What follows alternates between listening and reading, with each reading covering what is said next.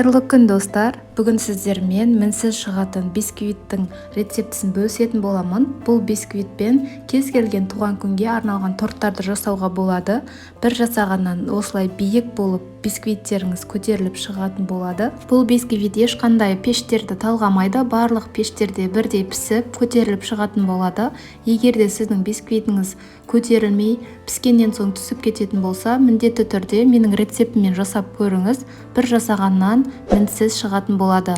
Достар, егер де менің каналыма тіркелмеген болсаңыз, астында тұрған подписаться кнопкасын басып, менің каналыма тіркеле кетіңіз. Ең алдымен таза ыдысымызға үй температурасында тұрған 5 дана жұмыртқамызды саламыз. Артынша 150 грамм қантты, екеуін жақсылап миксердің көмегімен 10-15 минуттай миксерімізбен араластырып алатын боламыз.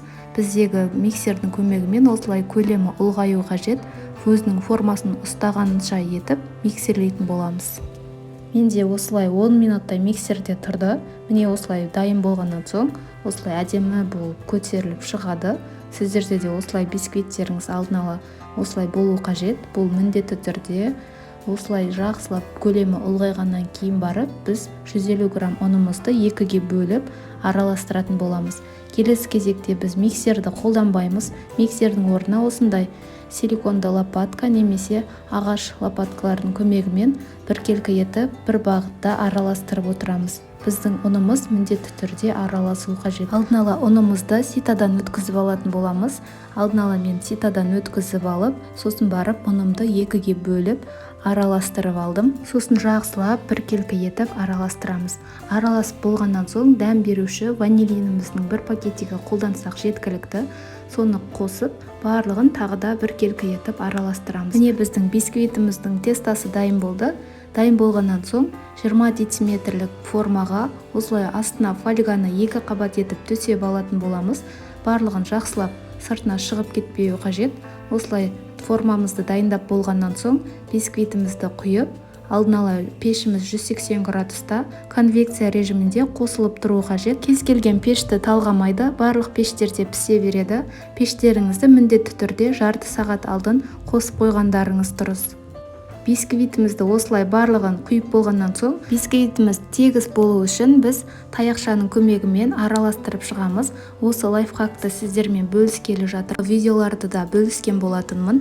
Осындай таяқшаның көмегімен бисквиттеріміздің арасын бір қайтара айналдырып шығатын боламыз. Сонда біздің бисквиттеріміздің арасы біркелкі болып шығатын болады. Және де біркелкі болып көтерілетін болады. Міне біздің бисквитіміз дайын. Бисквитіміз осылай әдемі және де көтеріліп шығатын болады. Бисквиттің піскенін біз осылай таяқшаны тығып көретін боламыз. Біздің таяқшамыз құрғақ болса, бисквитіміз пісті, дайын деген сөз. Бисквитімізді формадан алатын кезде міндетті түрде бисквитті суытып барып шешіңіздер. Сыраз ыстық кезінде шешуге болмайды. Формасын жоғалтып алатын болады. Формасы дұрыс алынбайды. Сондықтан міндетті түрде бөлме температурасында 1-2 сағатқа қойып қойыңыздар. Сосын барып формасынан алатын боламыз. Пешімізде пісіп жатқан бисквитімізді ешқашан 40 минут болмай аузын ашпаңыздар. Егер де аузын ашатын болсаңыздар, көтеріліп тұрған бисквитіміз бірден түсіп кететін болады. Сол себепті бисквитімізді 40 минут болмай аузын ашпаңыздар. Біздің бисквитіміз 40-45 минутта пісіп шығады. Әркімнің пеші әртүрлі болғандықтан өздеріңіздің пешіңіздің жағдайына қарап бисквиттеріңізді пісіріп алатын боласыздар. Сосын міне сіздерде де идеальный мінсіз осылай бисквиттеріңіз дайын болады.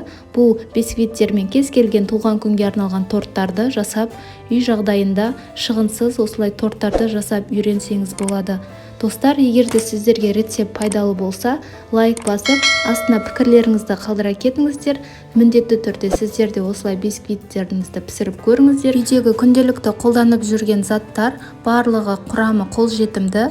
Сіздер де осылай жасап көріңіздер. Құрамы тек қана 3 заттан ғана тұрады. Егер де тағы да сұрақтарыңыз болса, астында комментарий бөліміне жаза кетіңіздер.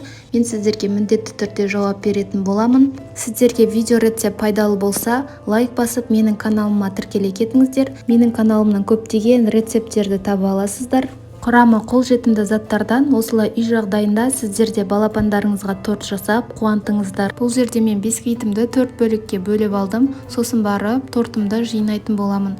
Тортыма ең алдымен арасына сгущенканы суға араластырып пропитка жасап алдым. Сосын барып бисквитімізге бір тегіс етіп құйып шығатын боламыз. Мендегі бұл жердегі крем творожный сыр, сливки және де қанттан тұрады. Толығырақ астында бөлісе кетемін, сол жерден қарай аласыздар. Достар, егер де менің торттардың рецепттерін алғыңыз келсе, менің парақшама өтіп көптеген рецепттерді көре аласыздар. Сол жерден менімен бірге жасап көріңіз. Егер де бисквиттеріңіз дұрыс көтерілмей басылып қала беретін болса, осы рецептпен міндетті түрде жасап көріңіздер.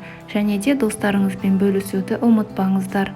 Сіздермен болған Балнұр Тұрманова. Ас болсын.